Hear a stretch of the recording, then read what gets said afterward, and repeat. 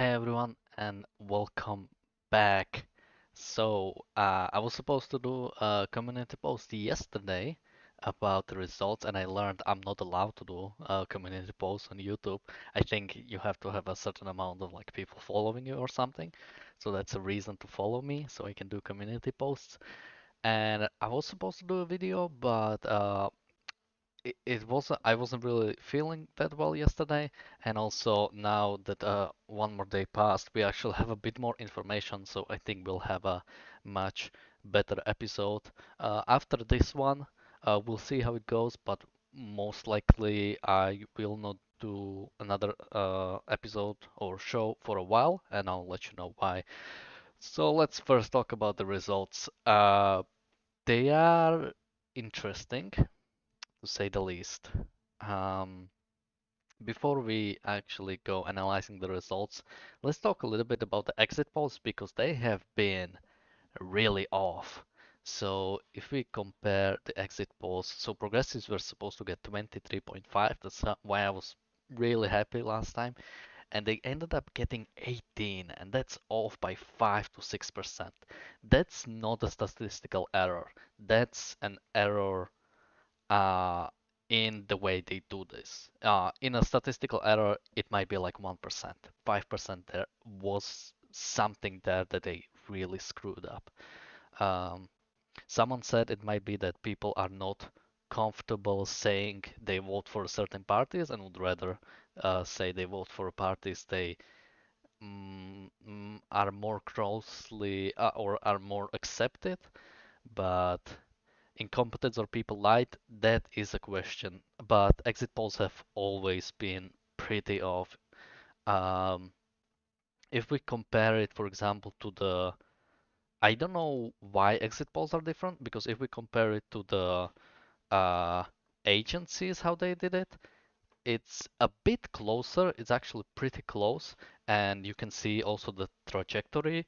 If you check multiple polls, you can see like the trajectories the parties were going.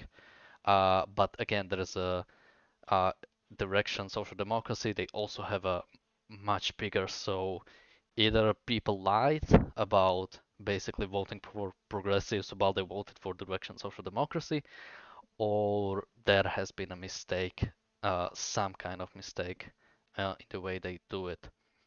But it is how it is. Actually, it was a bit annoying that I went to so the when they were counting the votes, it was really slow, like unexpectedly slow. And when I went to bed, actually like half an hour after I went to bed, we basically knew who would win the election. So it was a bit unlucky for me. I had to stay up until like 3 a.m. or something, and I didn't get the actual results. And if I could have just stayed for a half an hour longer, I would have knew who won. But what can you do? Okay, let's ignore exit polls. Uh, we really should stop putting too much faith into them. Year after year or election after election, it shows that like uh, they show a much different future than what we actually get. So we can get rid of these two things. And let's talk about the results. So, Direction Social Democracy, they won they won by a huge margin. So, and actually today, our president Zuzana Čaputová had, I'm looking for a right word for it, but basically have given a go to Robert Fico, the chairman of Direction Social Democracy, to try to form a government, which is a general rule or a general tradition. There is no such rule that she has to do it like this, uh, but it has been accepted that basically that's the way you do it. The party who wins gets the go of forming a coalition. There were some talks about that she will not do it, but uh, she was pretty clear about that. She's just gonna do it the way it's always been done. So the second party, Progressives at 18%, that's a really good results. for a pretty conservative country, so they are very happy about it. They are sad they didn't win, especially since the polls said they would win. But this at least, while okay, we'll talk about the possible coalitions, but let's say they will not end up in government and they will be in opposition. They are a new party that has never been in parliament. This 4 years or less, we'll see about that, might actually give them a chance to learn basically what does it mean to do politics when you're in government. Because in last uh, election, uh, very inexperienced party won, and they did lead the government, and it was horrible. So this might give them a little bit of experience that they will definitely need. And generally, I think the country is going in a positive direction when it comes to like election results. So we'll see. Boys got almost 15%, pretty much expected. That's what they were getting. Ordinary people got 9. That's a bit more than they were expecting, and about 9 more than they deserve. So it's pretty much okay, let's not talk about the possible governments yet, but yeah, they got 9%. Um, we'll talk about them later. Christian Democrats got 6.8, which is a pretty good result for a party that in last two elections didn't get into parliament. So I'm bet they are definitely happy about it. We'll talk about the possible governments later. Freedom and Solidarity, my party, they got 6.3%. Pretty good result, especially since a couple days before the election, there has been basically the chairman, Richard Sulik, was accused uh, of basically corruption with one of the who is one of the Slovak oligarchs that he's usually referred to. Um, so it's pretty surprising to. It's actually they might have gotten lucky that they actually did get in.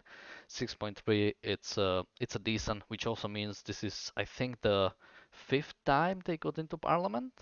I'm trying to count. So 2008, then 12, 16, yeah, fifth or sixth, I think, which makes them one of the most successful parties in Slovakia. So that's at least something to be proud of. Um, so a Slovak National Party, they were supposed to not get in, but they did get in with 5.6%. That's a pretty decent number, especially since in the last election they didn't get in. So we can see the chairman, Andrej Danko, while he is often seen as someone not really that intelligent, he was pretty good at uniting a lot of small parties, and I think that's what allowed them to actually get into parliament. Uh, but because of it also, uh, surprising thing about the Slovak National Party right now is that the chairman, Andrej Danko, is the only candidate from Slovak National Party that is actually in parliament. All the other ones they get that got in, so like 9 or 10 people, are actually from different parties that just joined for this one election. So we'll see how it is because we never got something like this. It's a pretty crazy result. So I'm really excited. Like technically, they like all of them could just kick that one guy. So I think we talked about it a bit last time, but basically once you are in the parliament as a person, you have no allegiance technically. Nothing is forcing you to stay in your party, so you could jump the ship, you could become independent, you could join another party, you could join a party that is not even in parliament. That's how, for example, Progressive Slovakia technically had one member of parliament in the parliament because it was someone from, I think, ordinary people who then jumped to Progressive Slovakia. So they had one person there, despite not actually being elected as that party, but the person was elected. Um, Very nice thing, Republic didn't get in, 6.75%, which is not enough. You need 5% to get in. They will still get some money from the government, but they are not in parliament, so I'm pretty happy about that. The reason for this, a lot of, I think, so the reason for both of these, while they had good numbers, they did still lose a couple of them. So someone, even the leader of Republic, Milan Uhrik, was saying that uh, basically that their campaign, or in the last days of their campaign, they said like, go even like some of your people go vote for the Slovak National Party, for example, so they also get in. So uh, basically, this is something that happened even last elections when people voting for a certain party voted for someone they like less, but they voted for them so they could get into parliament and form a coalition with the party they actually like. So because of the way work, because the way elections work in Slovakia, this is something a lot of people do, and it screws up a lot of parties. Oftentimes, every election there is one party that was supposed to get in but didn't get in. Then Alliance got a 4.3, a pretty good result, I'd say. So uh, the fact that almost all the Hungarian parties united gave them a good edge, but it wasn't enough. But it at least means they will get some money for this result. Democrats got just below 3%, which means no money. You need at least 3% to get some money. I think if you have at least like 2 or 1%, they'll give you money you have to pay to run for the election, so they'll get something, but this is definitely not enough, and it's really bad for them. We Are Family got only 2.2%, Chandler's favorite party. Uh, Very surprising result. A lot of people last minute jumped the ship and voted for someone else. Uh, this is pretty crazy, and I think this might mean the end for the We Are Family, since they didn't get money, and this is a horrible result. So, and it's the party I don't really like, so hopefully that they are out for good. Kotlebovci, People's Party, our Slovakia got just below 1%. Really happy about that. It's basically the other fascist party. It's the one that Republic originally split off. Okay, we'll just run through this. But Communist got like 10,000 votes, nothing crazy. Pirates got zero point 0.3, again, nothing crazy. A Blue Most Hate only got very few votes. This is surprising because they were polling around 2%, but it shows how if you want to unite parties, you really need to unite. If you just create a small party that fractions off from something and you don't really have any, if you don't really unite, it's just lost votes. And we have some other ones, Hungarian Forum. This is not really that important. Um, so when I first saw these results, I was like, "Oof, this is not bad." But actually, after thinking a little bit more, I'm not as sad about it. So let me read a couple of comments because I know Statler was saying something following the shocking results. They were shocking if you just look at them, but after you think a little bit, they are not as shocking and not as bad. I don't think so. There was one case of basically voter fraud when one woman was like she threw in like 5 more votes or something like that, but it was resulted very quickly. So nothing seems like, uh, at least no one is saying, none of the parties are saying the election was, I don't know, stolen or there was a huge election fraud, which we did have that last time, but now no one is seem to say anything. Stelter is also asking, is there a Capitol building in Bratislava? Can it be stormed? So we have the presidential palace, which is basically White House for you, and we have, or I'm assuming you're American, and we have National Council, which is basically Congress, um, or I guess capital. Then he asked about incompetence or people lied. We talked about it. Might be a mix of both. Hard to say. Democracy sucks. Bring the empire back.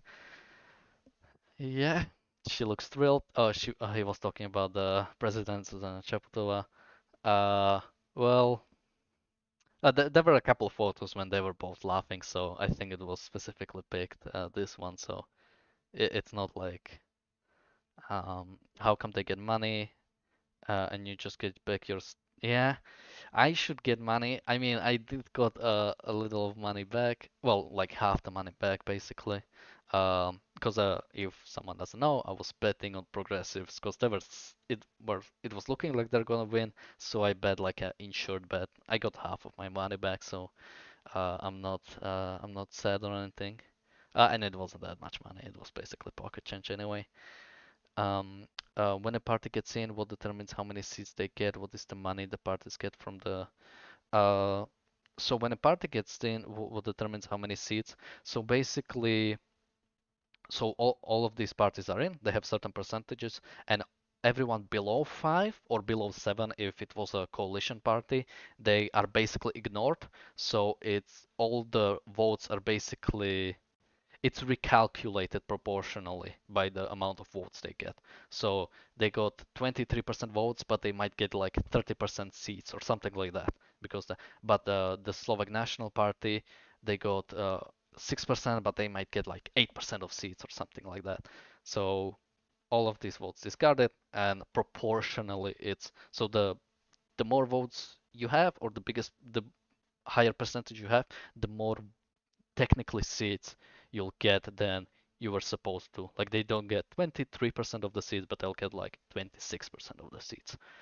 Um, what is the money the parties get? I'm not actually sure exactly. Let's see. Uh, uh, oof. Cause I'm thinking in English and I'm having to translate it slowly. So give me a second.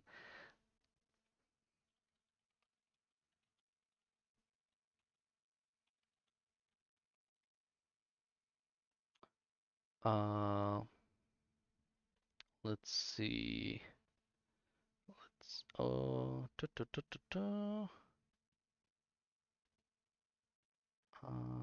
trying to see how much. I think you get like per vote. Um, oh, here it is. Um,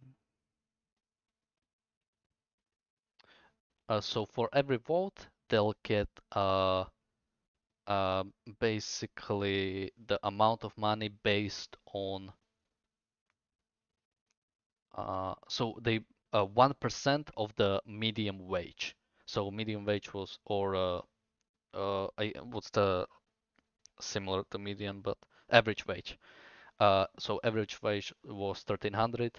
So for every vote, they'll get 13 euro and 4 cents. Um, but you have to get at least 3%. And it looks like Democrats, who were pretty close, lost all this money by, I think, like a couple thousand votes or something. I think I saw it here. Um, oh, they lost it by 2,000. Bribes? I wouldn't say bribes. It's basically, uh, I mean, this is how kind of government tries to uh, maybe make the part for campaign expenses salaries. Yes, for campaign expenses. So basically, there are restrictions. So every party has to have like a transparent account where they bill everything. They bill uh, where they get the money, where they spend the money, and I think there is a limit of 3 million, so you can only spend 3 million for election. And yeah, after you get elected, you get some money back. So a lot of parties, for example, so they can run, they get a loan from bank, and after they manage to win, they get the they get some money from the government and they can pay off that loan. And yeah, this is basically, I think the reason why they do this is to kind of try to make parties more like make new parties more likely to run since they can just get a loan, and if they get in, uh, they'll have the money to basically pay off the loan, and maybe make the parties more independent from like someone trying to bribe them, basically some oligarch paying for everything so they get um, some favors. Um, uh, okay, was there um, what is the money the parties get from? Yeah, so we talked about it. 13 euros per vote if you have at least 3%. Okay, let's talk about the actual how the government will look like. Is the electoral system pure? I cannot see what else you said. Purely proportional? Yes. I mean, um, what do you mean by purely proportional? I mean, technically, so after you remove all the parties that got below 5%, then yeah, it's proportional. And we, like I said, we only have one body. Uh, and yeah, it's a national election uh, in one day. But you also get like, ballots from no bonus seats for the winner. Uh, yeah, well, there are bonus seats, like I said. Uh, so, they got 23%, which out of, so we have 150 seats, 23% out of 150 is like, I don't know, 34, 35 seats, but I got 42 because, like I said, all of these parties get removed, and then it's decided based on proportions. So let's say 5.6% out of 150 would be so 10% is like 15, so 5 is like 7, 8. So that's like 8, 9 seats, and they got 10. So they got much less seats. Uh, pro- uh, Basically, the biggest parties get the most amount of seats, even the bonus seats, basically. So no, technically, I guess it's not purely proportional. Um, okay, so let's see. So Direction Social Democracy 42, Progressives 32, Voice 27, Ordinary People 16, Christian Democrats 12, Freedom and Solidarity 11, and Slovak National Party 10. So we can see, like the like you could even see how this difference of 0.7% is one seat, but also this difference of 0.5% is one seat, and this difference of 2% is four seats. Um, okay, so this is how it looks. You can even like if you check, so the way it's assigned, it's basically uh, it's all the parties first based on how many votes, individual votes they got. We'll talk about the circling later. And they are from bottom to top. So it's like this, until they get the amount of sins they're supposed to get, and then we start with the next ones. So it's just relocated after the smaller are removed. Some European countries avoid additional seats just to the winner. Oh, I see. No, no, no. It's not just to the winner. It's proportional, basically. So the way I would explain it is, uh, let's say these parties were not running. We have the votes, and let's and basically on we count as if only these people voted. All of these are ignored. Only these people voted, so the percentages get reassigned based of the lower amount of votes you technically have. We also have the basically this, which is when you vote for a party, you can also circle names, and it's basically like a preferential vote. Like I'm voting for this party, but I want this guy to represent me. You get a list from 1 to 150 that is a like a candidate list that the party gives, um, and you can circle everyone. So for example, the guy I circled, one of the guys I circled, I was Lina. He was on the place 150, but he got enough preferential votes that he actually got in. So that should be fun. Um, And yeah, so we can like see usually the chairmen of the party. So we see Robert Fico, Peter Pellegrini, Michal Šimečka, Igor Matovič. All of the main ones got it first. Milan Majerský, Richard Sulik. Who did I miss? Andrej Danko. And I think that's all. Yeah, I think I mentioned everyone. Okay. Um, let's talk about the possible future for us. So the most likely result most people are expecting, but late due to notification, I missed your uh oh, the party I voted for is Freedom and Solidarity. They did relatively okay. Um, I don't think I could have expected more. Uh, and the other party, I was hoping they'll win. They got 18%, uh, which I'm still somewhat happy.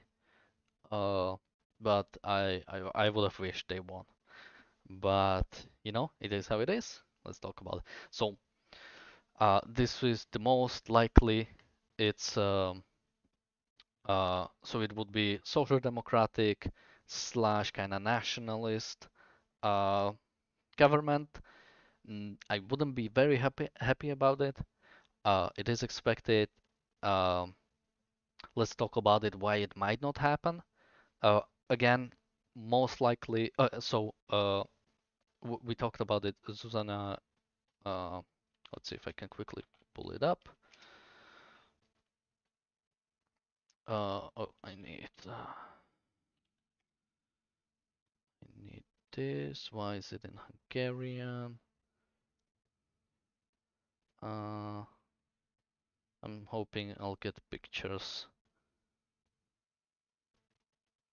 Wow, it's loading really slowly. Okay, hopefully we'll have some pictures here. I'm looking for a specific one. Come on. It's probably taking so long because I'm live streaming. I should have just kept it up.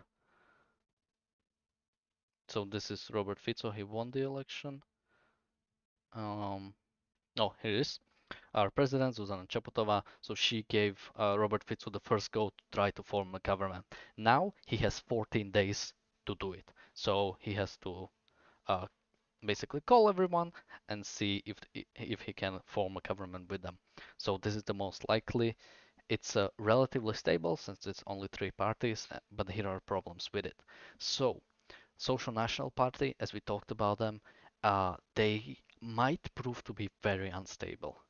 And again, this is like 78 seats. Yeah, this is 78 seats, and you need at least basically 75, 76.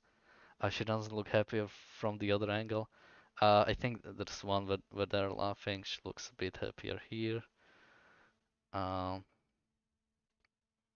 But yeah, I mean, just to give you some context, he called her American spy and American whore. So yeah, she even gave uh what would you call it? She basically gave like a court, like a defamation suit on him. Uh, so yeah, there was a bit of tension. Um, Okay, problems with it. So as we talked about it, Slovak National Party, they only have 1% actually from the party there. The rest of them are basically from other parties that joined for this election. So it's not that much sure how. Oh, actually, one thing we might discuss before we do this is how the votes were basically how they went. So we see the big cities are of course progressives and even Freedom and Solidarity like Bratislava and Košice. We see in the south Alliance won a lot, but it still wasn't enough to basically give them. Although not that many people voted in the south compared to the average. So if they maybe got more people, they would have won. And we see pretty much everywhere else it's direction. Especially rural areas, it's mostly direction. But like I said, there are a couple of people here. We even have ordinary people and a couple of, especially the north, a lot of Christian Democrats. So I think this really carried them. We see a lot of people actually went to vote. 75% is good since a 68 is like an average. Um, so they managed to mobilize a lot of people, and that's commendable. In which region are you? How did it do? I'm here in Bardejov. It's pretty much expected, although the it's like I said, it's pretty conservative also. So we see that the Christian Democrats got a lot, ordinary people got a lot, but progressives and my party, the Freedom and Solidarity, they wouldn't even get in if just this region was voting. And here you can also see like the more a bit better. We can also, I guess, we can check the votes from. Oh Jesus, this is like this is pretty crazy. Basically, overseas or like votes from uh, basically people from abroad sending votes in. Uh, oh, we actually got so people who asked to vote. Very few actually didn't go to vote, so that's pretty good. And we see it's overwhelming amount, 35,000 votes from uh, uh, across the border. So that's good. And the rest of them went to Freedom and Solidarity and a little bit to Direction. Um, so yeah, we are here. So first problem, Slovak National Party, pretty split. I mean, they are happy to go with Direction. They will not uh, at least Andrej Danko is very happy to go with them. He will not go with anyone else. But how stable would this coalition be with 78 seats? That just means half of them have to like have a really strong opinion against it, and immediately it falls down. So while it's very likely this will happen, this might not be that stable of a government. So we'll see how it goes. With Voice, so surprisingly, while the Voice came out of Direction Social Democracy, the chairman of Voice, Peter Pellegrini, actually came out and said two prime ministers, since Robert Fico from Direction and Peter Pellegrini from, or maybe I should just call them by their actual name. So Peter Pellegrini from Hlas, he came out and said two prime ministers should never form, two former prime ministers should never work or like be in the same government. And he was referring to himself since he was a prime minister, and Robert Fico since he has been many times prime minister, I think 3 times. So that was an interesting statement. He said it before the election, and he said it even after election, which was pretty surprising. A lot of people are talking, so it's tradition that the biggest party becomes the prime minister, but they were talking about that maybe Peter Pellegrini will become a prime minister to kind of give something from Smer to Hlas. But also Fico said he will be a prime minister. He said it pretty strongly. So while this most people are expecting this, it has a couple of issues, and I don't want to give myself too much hope.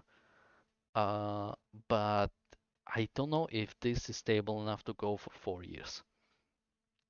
And I know a lot of people are talking, even in the abroad, are talking about this pro-Russian populist got elected, referring to Robert Fico from Smer. Uh, I'm, after thinking about it more, I wouldn't be too scared, especially since we have Hlas here. Peter Pellegrini is very pro-Western, he's very pro-Europe, he's very pro-NATO, and he's very pro-Ukraine. So Robert Fico had some problems with sending arms to Ukraine, uh, but Peter Pellegrini is very much for it. And actually, there are a lot of companies, or like a big company in Slovakia producing arms, basically supplying Ukraine. If they go out of business or if they don't have Ukraine to basically work, that would be very surprising to actually um, for Robert Fico to actually go. And even after Robert Fico he's always like this. He's very strong, very populist before the election, but if you listen to his first speech after it, he was very calm. He was very consolatory, basically saying, "Look, things are not gonna change radically." He was very calming. He always does this. He's very strongly before the election, and then he calms down after the election. So hopefully, nothing too bad will happen, but this still requires for him to do it. Another possible thing was not exactly a principle. He's very pragmatic. He's he. I hate him, but he's a really good politician. He's incredibly good politician. He's very experienced and very pragmatic. He is definitely not principled. Uh, he was an atheist during the communist era, and he's the most conservative politician in this era. So, like I said, very pragmatic. Another thing was someone was saying this Christian Democrats will join them to basically have a bit more stable, but again, it's four parties. Uh, uh, this would give them um, the constitutional, basically that they could change a constitutional vote or a law. But Robert Fico said he has no reason to really have this majority. Not a compliment in my book. Well, yeah. Uh, Someone not being principled is definitely not a compliment, but you definitely want it from a politician who is very much ideologically opposed it from you. You would prefer them to be pragmatic than ideological. If all of them were ideological, I would be really scared. What calms me down is most of them are pragmatic. Um, but Christian Democrats came in. They said they will not go with Smer. Um, the chairman said it, Milan Majerski, and even so, the way it works with Christian Democrats is they basically have like a council of the party, so it's not like one person decides and it goes like that. They have a bit more democratic party, and it seems like even the council came out that they will not go into this.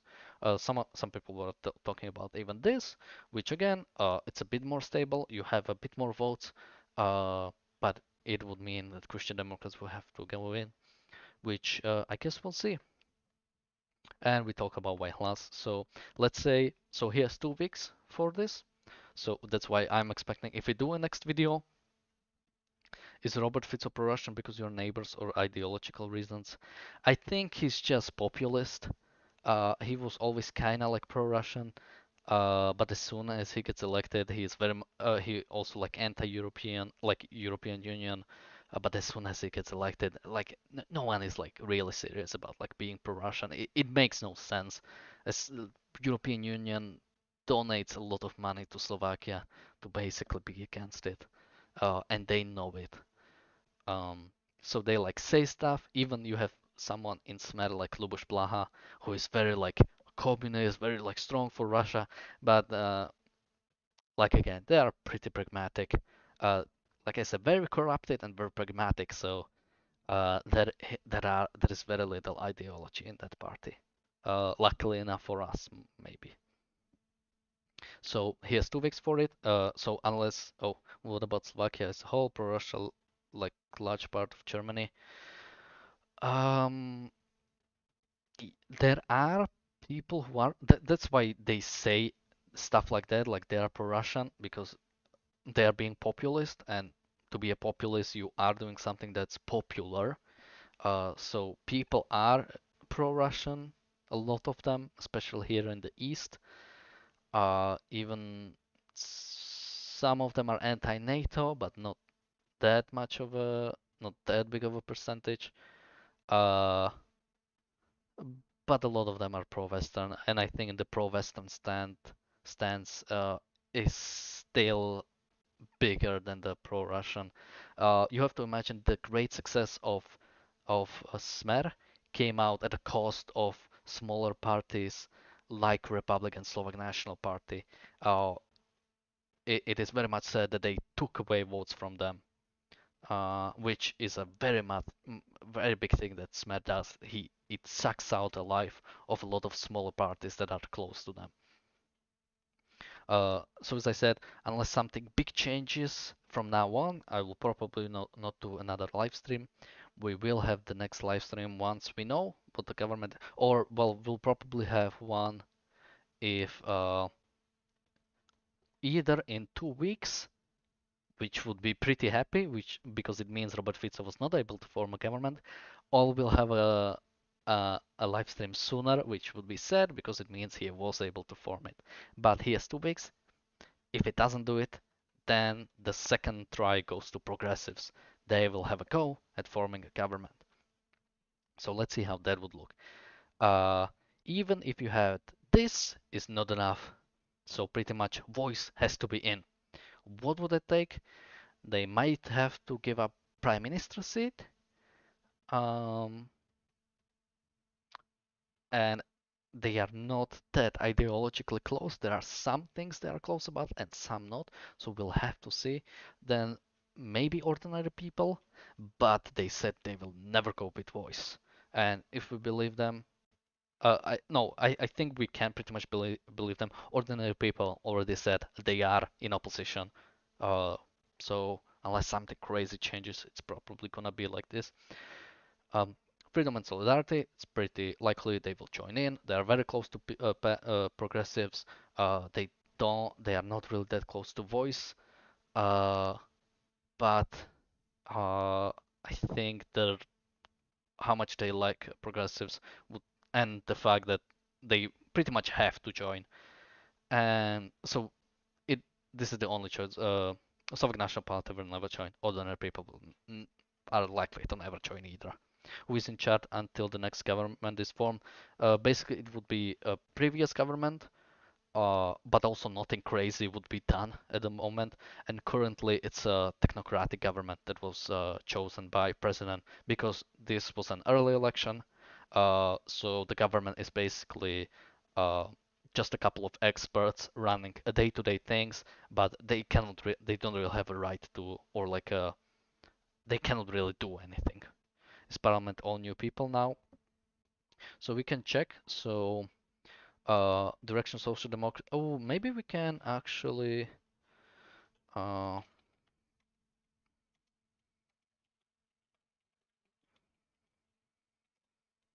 we might be able to actually compare it. Uh, okay, here it is how it looks. So here we have the government. So although the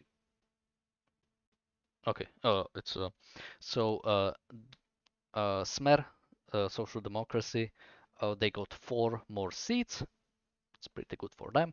Progressives, 32. In last election, they got just below 7%, and they were running as a coalition, which means they didn't get in. They were a new party then. They are running for a second time. Well, they are running first time as the solo party. In last election, they were running as a coalition, and they got 32 seats. Really good results. Despite not winning, they should be very happy about this. We have Voice, which split off from, I mean Hlas, who split off from Smer.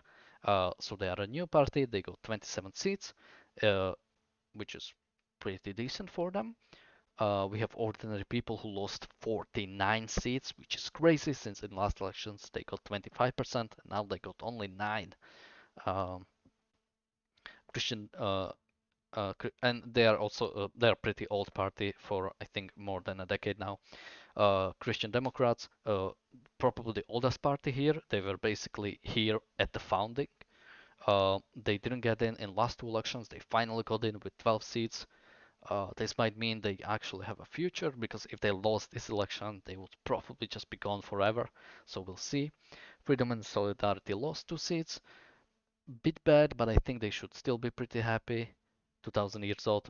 Okay, more like 30. I mean the founding of the republic from that what I meant from for the start. Slovak National Party they got 10 seats and they didn't get in last time.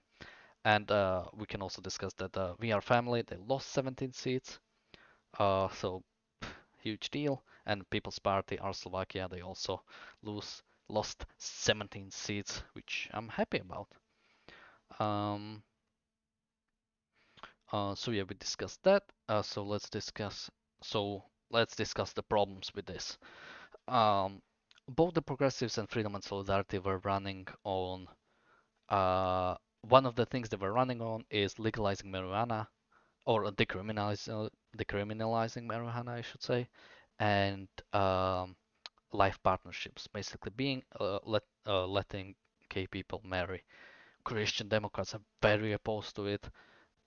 Voice is somewhat okay, would have been probably okay with it, or I should say Hlas.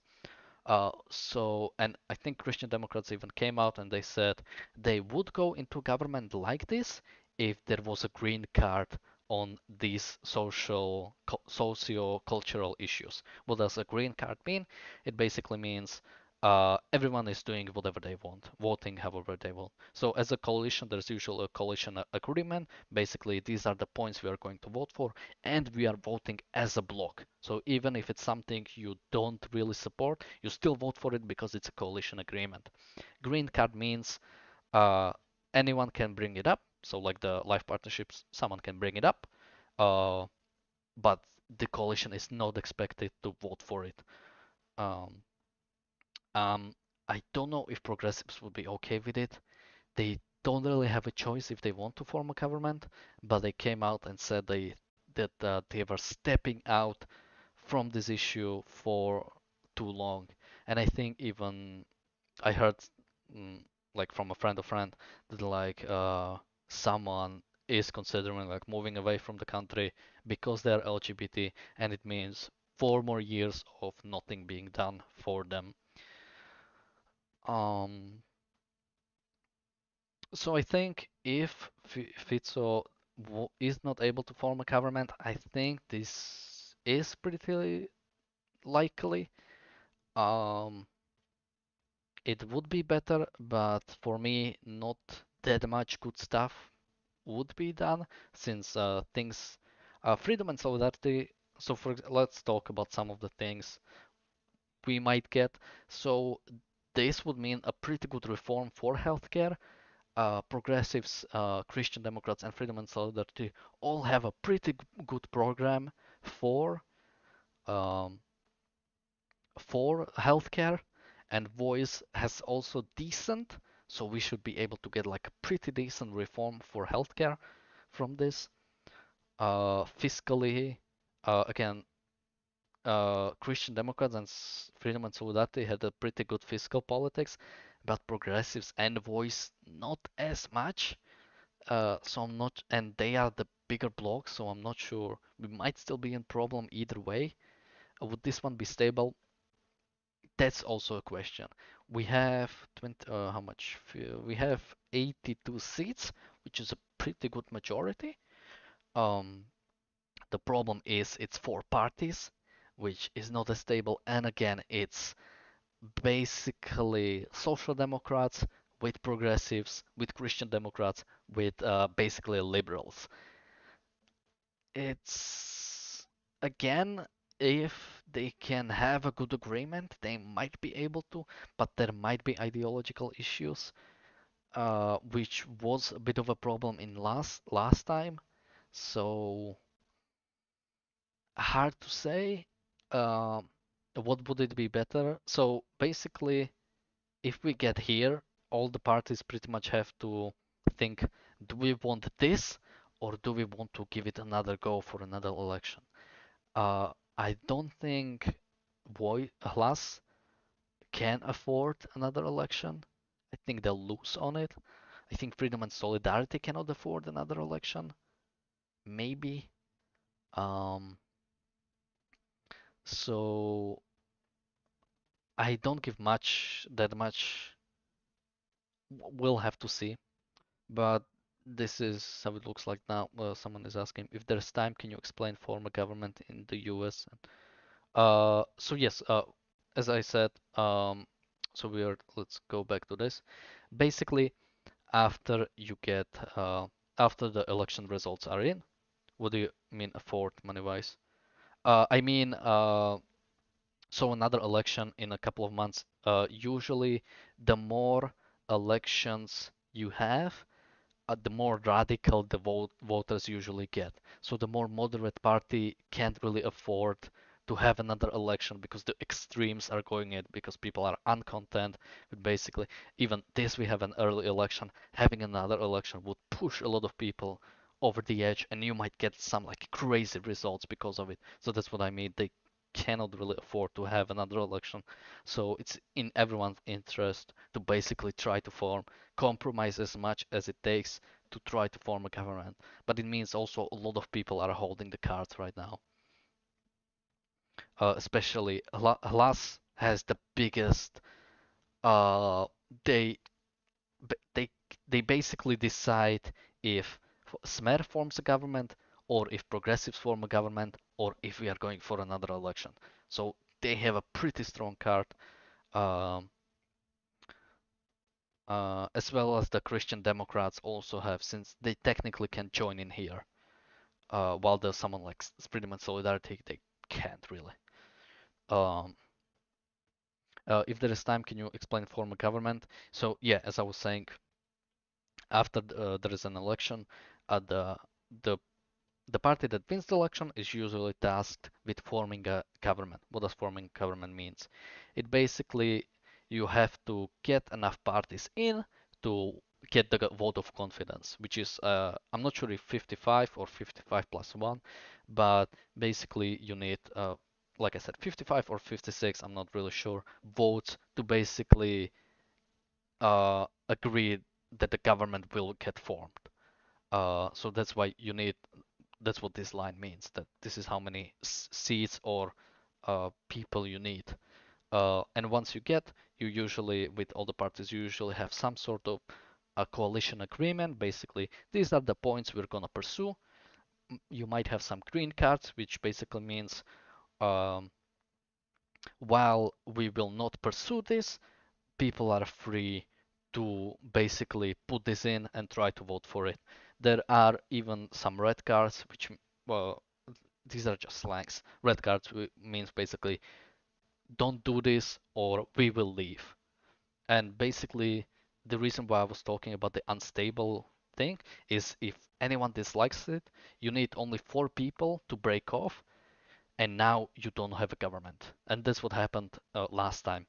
A party split off, they didn't have enough votes, so a new election had to be called because the government failed the vote of confidence. Something you can also have is, let's say you have this, you can have a minority government, and you would ask how does that work? It basically means these two have the government, but there is a silent support, let's say from the Slovak National Party. They are not in the government, but they are voting with the coalition and they are supporting the coalition. Uh, the reason for doing this, a lot of times, it might be that the let's say the Slovak National Party might not be popular or things like that. It's hard to really say. So even in last government, you had silent and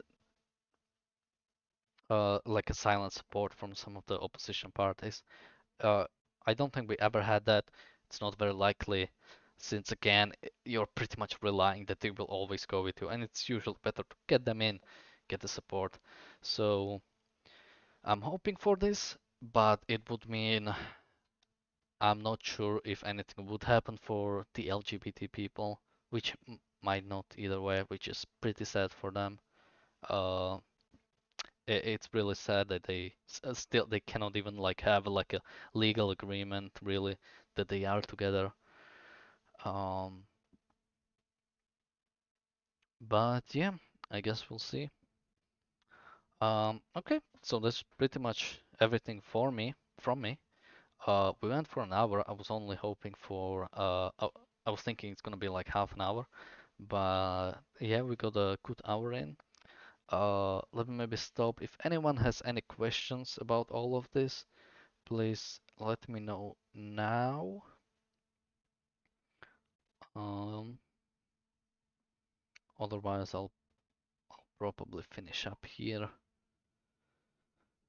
Uh, cool. Okay, thank you Statler for being here. Thank you Bonnie for being here. I think there are a couple more people here.